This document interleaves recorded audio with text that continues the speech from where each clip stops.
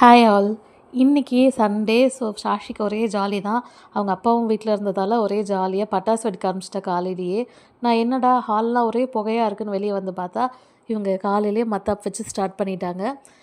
காலையிலேருந்து நைட் வரைக்கும் பார்த்திங்கன்னா இன்றைக்கி ஃபுல்லாக பட்டாசு தான் போயிட்டு இருந்துச்சு. நடுவில் வந்து சாப்பிட்றது, கொஞ்ச நேரம் ஹோம்ஒர்க் பண்ணுறது, படிக்கிறது, திரும்ப போய் பட்டாசு வெடிக்கிறது, இதுதான் இன்றைக்கி ஃபுல்லாக போயிட்டு இருந்துச்சு.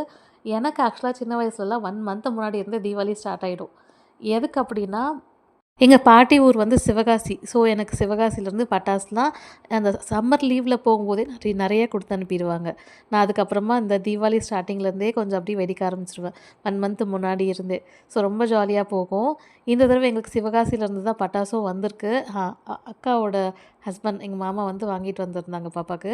ஸோ பட்டாசு வெடித்து ஜாலியாக என்ஜாய் பண்ணிகிட்டு இருந்தோம். இந்த பக்கம் பார்த்திங்கன்னா எனக்காக ஒரு ரைஸ் பண்ணிகிட்டு இருந்தோம். இது வந்து வெயிட் லாஸ் ரெசிபி தான். ஸோ நெய் ஊற்றிட்டு கருவேப்பிலை, அதுக்கப்புறமா கொஞ்சமாக சோம்பு, தக்காளி, வெங்காயம் எல்லாத்தையும், சின்ன வெங்காயம் தான் போட்டிருக்கேன், எல்லாத்தையும் நல்லா வதக்கிட்டு, கருவேப்பிலையும் போட்டுக்கலாம், நல்லா வதக்கிட்டு இஞ்சி பூண்டு பேஸ்ட்டும் போட்டுக்கலாம். அது கூட மட்டன் மசாலா தான் நான் போட்டிருந்தேன். ஸோ இது ஸ்மெல் நல்லாயிருக்கும், அதுக்காக நான் இது ட்ரை பண்ணலாம் சொல்லி இது போட்டிருந்தேன். ஸோ இதெல்லாமே போட்டு நல்லா வதக்கிட்டு அதுக்கப்புறம் ஒரு பவுடர் ரெடி பண்ணி வச்சுருப்பேன் நான் எப்பயுமே.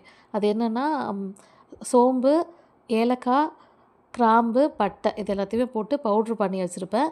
ஸோ அதை போட்டுட்டு நல்லா மிக்ஸ் பண்ணிவிட்டு அது கூடவே கொஞ்சமாக லைட்டாக மிளகாத்தூள் போட்டு மிக்ஸ் பண்ணிவிட்டு குதிரைவாலி அரிசி தான் நான் வந்து போட்டிருந்தேன். அது போட்டுட்டு அது வந்து பார்த்திங்கன்னா குதிரைவாலி வந்து 1/2 டம்ளர் வைக்கிறோன்னா 1 டம்ளர் தண்ணி ஊற்றினாவே போதுமானது தான். அப்போ தான் நல்லா நமக்கு ரொம்ப குலைவாக இல்லாமல் கரெக்டாக வரும். அண்ட் விசிலும் பார்த்திங்கன்னா ஒரு 3 விசில், ஒரு விசில் வந்து சிம்மில் வச்சு இன்னும் 2 விசில் வச்சு எடுத்துட்டாவே ரொம்ப சூப்பராக வந்து வெந்துடும். ரொம்ப டேஸ்ட்டாக வந்துருந்துச்சு இன்றைக்கி. ஸோ இது கூட ஒரு தயிர் மட்டும் வச்சு சாப்பிட்டா கூட போதும். ஸோ கிச்சடி தான் காலையில் பண்ணியிருந்தேன். கிச்சடி வந்து எல்லாேருக்கும் பண்ணிவிட்டு தேங்காய் சட்னி, அதுக்கப்புறம் மோர் குழம்பும், மீல் மேக்கர் தொக்கு மாதிரி பண்ணியிருந்தேன். அதான் இன்றைக்கி ரெசிபி. அண்ட் நேற்று வீடியோவில் வந்து நான் பூரி நல்லா புசு புசுன்னு வரலன்னும் போது சொல்லியிருந்தேன். சப்பாத்தி பார்த்திங்கன்னா இன்றைக்கி நைட்டில் அவ்வளோ சூப்பராக வந்துருந்துச்சு. ஸோ அதுதான் உங்களுக்கு காட்டலாம் சொல்லி எடுத்திருந்தேன். நல்லா புஷ்ஷுன்னு டபுள் லேயர் சப்பாத்தி வந்துருந்துச்சு. நைட்டும் சேம் தான். நான் எங்கள் கிச்சனில் சப்பாத்தி பண்ணிகிட்டு இருந்தேன், அப்பா பொண்ணும் சேர்ந்து ஜாலியாக பட்டாசு வெடிச்சிட்டு இருந்தாங்க. கல்யாணத்துக்கு முன்னாடி கிச்சனுக்குள்ளேயே வர வேண்டியது இருக்காது. ஜாலியாக பட்டாசு வெடிச்சிட்டு ரொம்ப நல்லாயிருக்கும். ஸோ இப்போ பார்த்திங்கன்னா குழந்தை வெடிக்கிறத பார்த்து ஜாலியாக என்ஜாய் பண்ணிகிட்ருக்கேன். ஸோ இந்த லைஃப்பும் நல்லா தான் இருக்குது. உங்களுக்கு யாருக்கெல்லாம் வந்து இப்போயும் பட்டாசு வெடிக்க பிடிக்கும்னு கமெண்ட்டில் சொல்லுங்கள். அண்ட் மறக்காமல் உங்கள் வீட்டில் என்ன மெனுன்னு சொல்லுங்கள். ஸோ தட் எனக்குமே நாளைக்கு சமைக்கும்போது ஏதாவது ஐடியா கிடைக்கும். தேங்க்ஸ் ஃபார் வாட்சிங். பாய்.